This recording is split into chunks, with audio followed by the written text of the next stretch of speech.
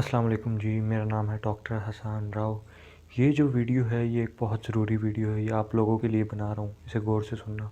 आपने अक्सर देखा होगा किसी भी आप डॉक्टर पे जाएं या किसी भी हेल्थ केयर प्रोफेशनल पे जाएं, ख़ास तौर पे मैं प्राइवेट की बात कर रहा हूँ, कि अपने पैसे बनाने के लिए वो कह देते हैं कि इंजेक्शन लगेगा, या मरीज़ भी खुश हो जाता है हाँ इंजेक्शन लग रहा है, या मरीज़ खुद कह देता है कि इंजेक्शन लगा दो ताकि जल्दी आराम हो जाए। एक चीज़ आप जान लें कि इंजेक्शन तब लगाया जाता है जब पेशेंट दवा खाने के काबिल ना हो, या उसको ऐसी कोई बीमारी हो, या उसकी कोई हालत ऐसी हो कि उसको इंजेक्शन के अलावा कुछ और नहीं दिया जा सकता, या कोई ऐसा मसला हो जैसे मायोकार्डियल इन्फेक्शन यानी कार्डियक अरेस्ट हुआ हो, या वो फेंट हो गया हो मतलब बेहोश हो गया हो।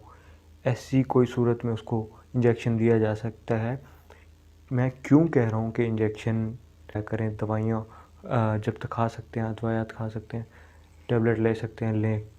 इसकी वजह ये है कि इंजेक्शन जब लगता है ना, तो इंजेक्शन अगर रग में लग गया, दो किस्म के इंजेक्शन होते हैं, एक इंजेक्शन रग में लगता है और एक आपके मांस में लगता है, मसल में लगता है।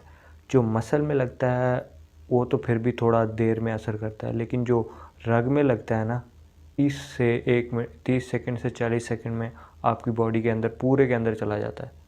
इसके कुछ साइड इफ़ेक्ट या शॉक आ सकते हैं इसकी वजह से, जिससे एनाफिलैक्सिस या एनाफिलेक्टिक शॉक कहा जाता है। यानी आपकी बॉडी, आपका जिस्म ऐसे केमिकल प्रोड्यूस करता है जिससे आपकी नसें तंग होने लग जाती हैं, आपका बीपी डाउन हो जाता है और इंसान की मौत भी हो सकती है एक इंजेक्शन से।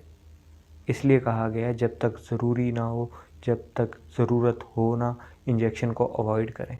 हेल्थ केयर प्रोफेशनल जो है उसको भी सोचना चाहिए, या जब तक वो कहे ना, खुद आप कहें ना कि भाई इंजेक्शन लगा दो, उसको पता है वो कर लेगा।